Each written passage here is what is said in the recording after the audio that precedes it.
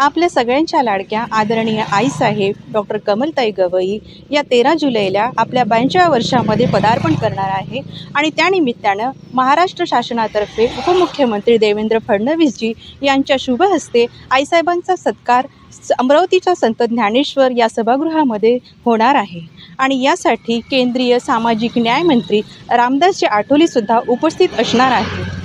या कार्यक्रमासाठी संपूर्ण जिल्ह्यातूनच नव्हे तर संबंध महाराष्ट्रातून मान्यवरांची हजेरी असणार आहे। आली आहे दादासाहेब आणि आईसाहेब यांच्या निवासस्थानावर। याच निवासस्थानी आईसाहेबांनी आणि दादासाहेबांनी आपल्या सहजीवनाचा प्रवास केला होता।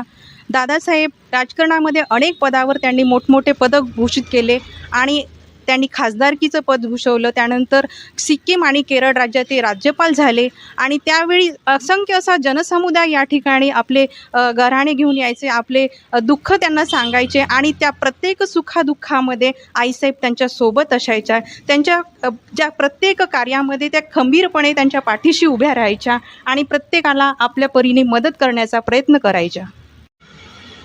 हीच ती जागा आहे ज्या ठिकाणी दादासाहेब आपल्या कार्यकर्त्यांना, आपल्या समोर आलेल्या प्रत्येक व्यक्तीचे प्रश्न सोडवण्यासाठी या ठिकाणी बसायचे, त्यांचे प्रश्न ऐकून घ्यायचे। आणि आता बघितलं तर आईसाहेबसुद्धा या ठिकाणी बसतात, लोकांचे प्रश्न ऐकून घेतात, जे सोडवता येईल त्याला सोडवण्याचा प्रयत्न करतात। आणि अशा पद्धतीने हे जे निवासस्थान आहे हे केवळ निवासस्थान नाही तर प्रत्येक समुदायाचे लोक या ठिकाणी येतात, भेटीगाठी घेतात आणि आपले गाऱ्हाणे म्हणा, सुखदुःखाचे प्रसंग या ठिकाणी व्यथित करतात। आपण या ठिकाणी बघू शकता, हे आईसाहेबांचं पूजास्थान आहे। या ठिकाणी त्यांनी तथागताची स्टॅच्यू इथे या ठिकाणी आहे। तसेच दादासाहेबांची जी प्रतिमा आहे ती सुद्धा अत्यंत सुंदर आणि सुरेख पद्धतीने या ठिकाणी मांडणी केलेली आहे आणि त्यांचं हे श्रद्धास्थान। या ठिकाणी आपण बघू शकता की दादासाहेबांची जी प्रतिमा आहे त्यावर लिहिलं आहे की आमची प्रेरणास्थान। नक्कीच दादासाहेब हे आमचे प्रेरणास्थान कालही होते आणि आजही आहे।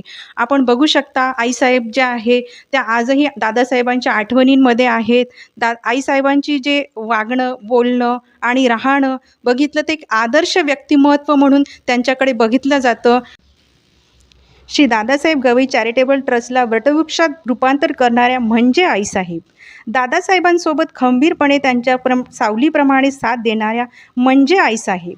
तथागताने सांगितलेले मार्ग अनुसरून विपश्यनाचार्य बनून मार्ग दाखविणाऱ्या म्हणजे आईसाहेब। रमाईचा प्रत्यक्ष आदर्श जगणाऱ्या म्हणजे आईसाहेब।